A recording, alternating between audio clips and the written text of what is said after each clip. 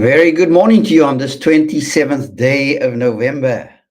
If you've reached us, you've reached the channel, the fifth connection, on which we talk you through the storyline. And this morning, we are in Ephesians chapter 5 and verse number 23.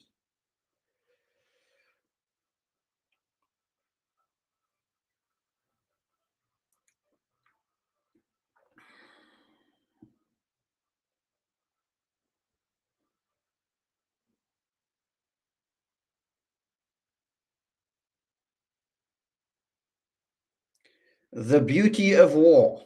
I'd like to inject that idea into our story this morning, because what the writer in the biblical text does is he starts to engage in war talk. Now, you know that explicitly from what he says in chapter 6 and verse number 20, verse number 10 rather, all the way through to the end of the chapter. It's heavy war talk. But he starts to lay the platform.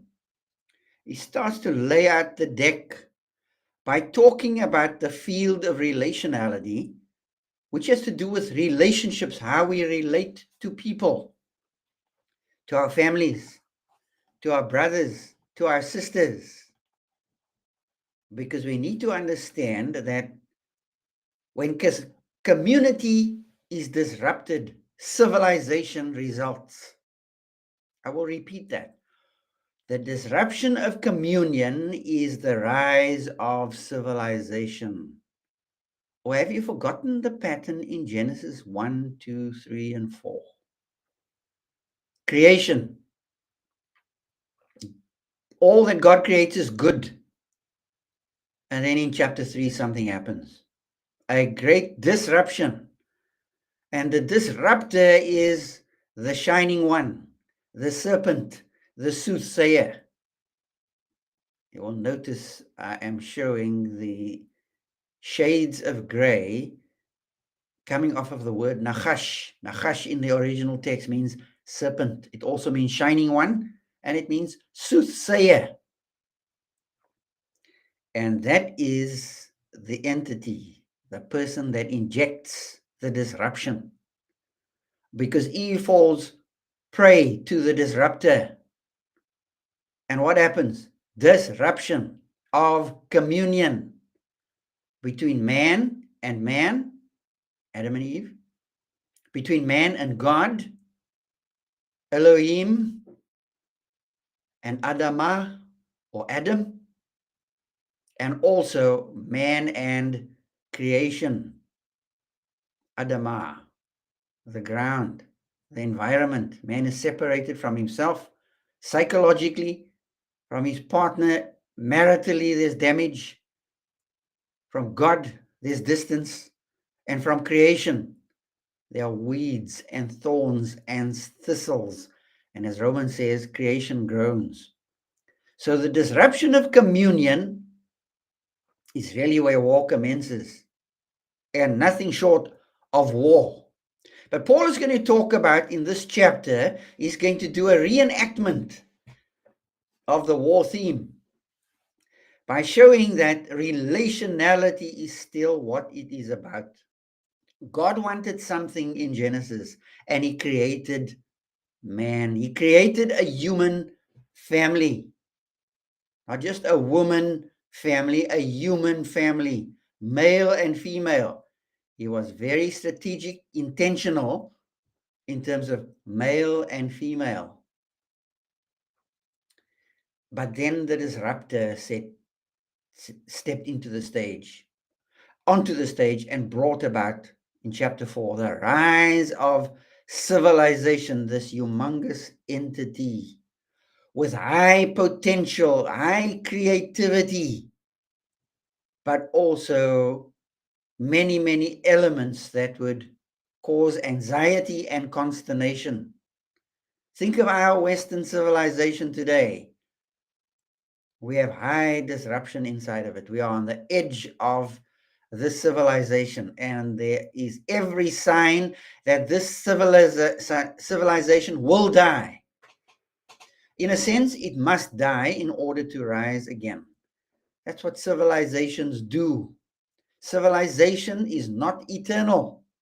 The Ming dynasty in the East was not eternal.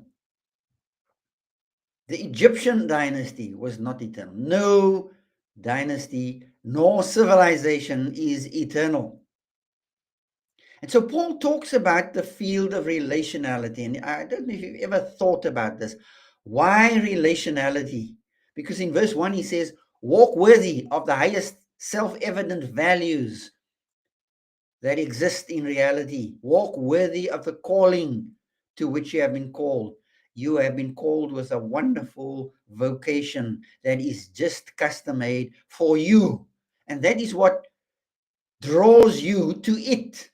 Draws you to her, should I say, to be grammatically correct. Are you functioning inside of your vocational calling? What God has called just for you to do. He scarcely gets out of the blocks in verse 1 when he starts to talk about walk in love. Walk in such a way that you give others high affordance of choice and choices. Let them be. Let them make their choices. We live in a society where freedom is a wonderful privilege we have. Freedom of worship, freedom of expression, freedom of speech, freedom of thinking. But we have viewed these things as an end in themselves. That's why we are running into such trouble. There is an end game, an end goal, of which freedom of speech and thinking is but the beginning. But the beginning, it ain't the end. And so when we look at how the text unfolds throughout the chapters, Paul then talks about walk worthy, walk in love, walk in light, walk as ones who are, as we say down here in the Cape, wake up. We are awake. We are enlightened ones. We have woken up out of our sleep. There's so many things that is catching the church snoring. Because as Francis Schaeffer said, the church somehow majors on being behind. What a sad state of affairs. As goes the assembly, so goes the civilization. As goes the assembly, so goes the home. And then he scarcely gets out of the blocks in talking about walking in light. Then he starts to talk about walk in wisdom, walk wisely, because you see, the platform from which you reach for wisdom. Listen, I'm articulating this. The platform from which you reach for wisdom is love. Love is the final apologetic, as is often said. The supreme ethic is love.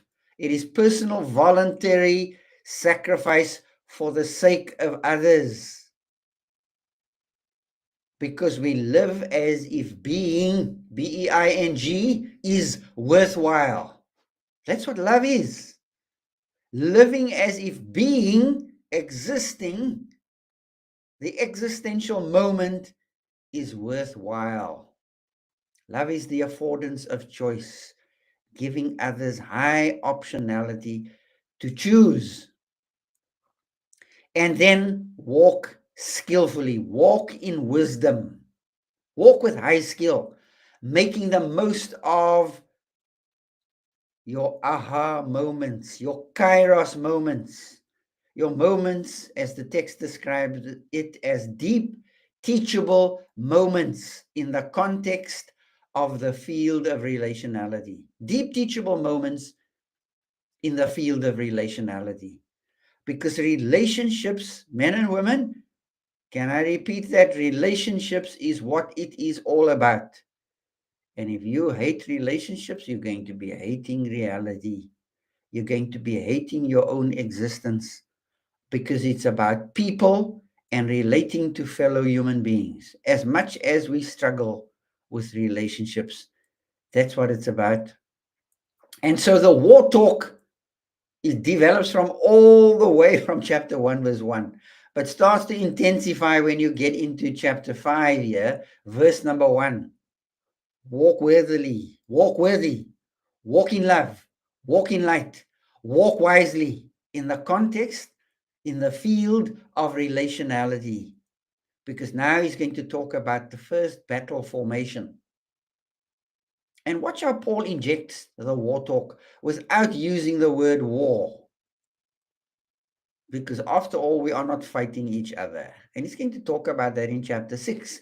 But the battle is on. The tempest is raging. The hymn writer said, Master, the tempest is raging. The billows are tossing high. And if you don't understand that you're in the midst of a battlefield, then you are asleep. You have taken a soporific and you are sleepwalking. Another way of saying you've taken a sleeping pill. And it shows in our marriages. That's why he starts out in the text. Wives, come under your own husbands as the appointed one. The Lord is the appointed one. The husband is not the Lord. Wives, submit to your own husbands as to the Lord. For, watch your protection, wife. For the husband is the head of the wife, even as. Oh, husbands forget this so quickly. But he's focusing on the wife here and showing how the husband's headship, modeled after Christ, has a salvific end goal, has a saving end game, has a salvaging design outcome. All ways of saying the same thing. He is the Savior after the Saviorship of Christ. For the husband is the head of the wife, even as Christ is the head of the church, his body, and he is himself its Savior.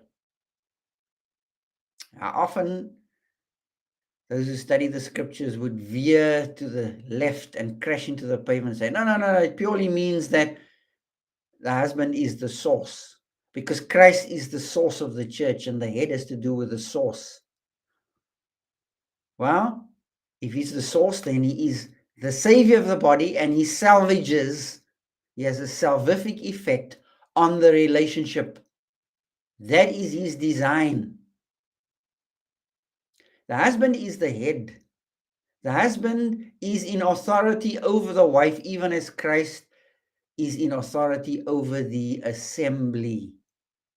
The assembly is his organic modality, and he is himself the salvager. So here's the first battle formation. Marriage.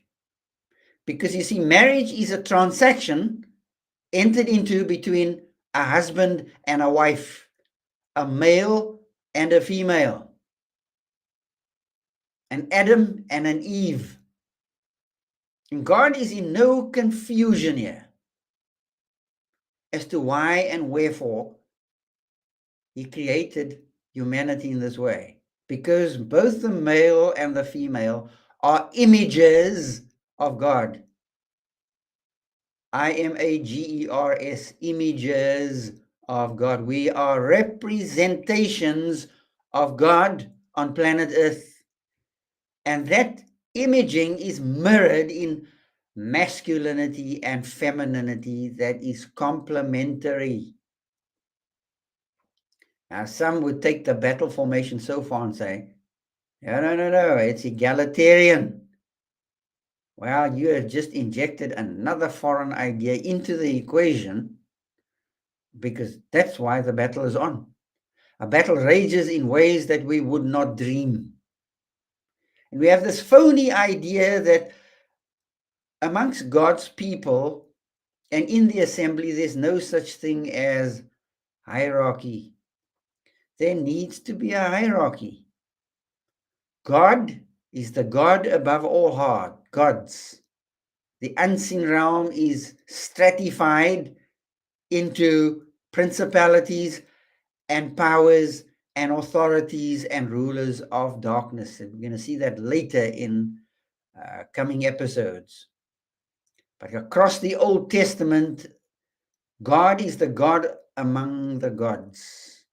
Not that Israel believed in a pantheon of gods that were all equal. The Most High, El Elyon, Elohim, is the God like no other. He's the visible Yahweh, and he's the invisible Yahweh, depending on where you are reading in the text. And so there is a hierarchy inside of the economy of God. But that hierarchy, incidentally, is what the beginning stages is all about. You need a hierarchical structure for a body to work. Without the head, the body can't function. Or try decapitating yourself and see what will happen. And we have ways of ducking and diving and doing mental gymnastics around the text to soften the blow here. We want to soften submission and we want to soften headship. Well, in order for high functionality to take place, it needs to start out with a hierarchy. As this relationship matures, it is amazing how this tall ordered hierarchy becomes a flat, disordered ecology where the husband and wife is moving in sync with each other more and more and more without obliterating the functionality in the relationship. The husband is the head of the wife, even as Christ is the head of the church, his body, and he himself is its savior. In your marriage this morning, you're going to have opportunities again that will come your way where you will be able to exercise this picture. You're inside of a battle formation called marriage. And why you may say, yeah, my marriage is a battlefield morning, noon, and night. Now, that's not what we're talking about here. We're talking about marriage as a battle strategy inside of the field of relationality. He's going to talk about, the writer that is, about many more battle formations. Husbands, wives, parents, children, parents, slaves, masters, and so on. And today you're going to have opportunity to exercise that inside of this battle formation. Because unless this battle formation works optimally, it will have impact on the culture. It will have impact on the civilization. Yes, you heard me, the civilization. A chain is only as strong as its weakest link. Why do you think our civilization is tottering? Because we've lost our moorings in the West. And you cut away the moorings, the moral moorings that anchors the civilization, chaos will result and is resulting. I trust that as you walk with God, you'll be on the lookout from a marital perspective for opportunities to obey God. Enjoy the day and goodbye for now.